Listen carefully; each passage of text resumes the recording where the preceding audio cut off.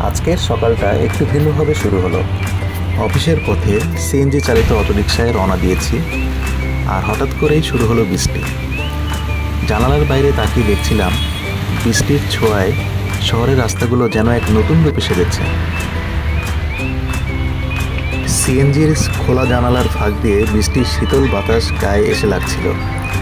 চারপাশে রাস্তা, মানুষের ছোটাছুটি, আর রাস্তার পাশ দিয়ে ছাতা হাতে হেঁটে চলা মানুষগুলোর দৃশ্য সবকিছুই যেন নতুন করে উপভোগ করছিলাম।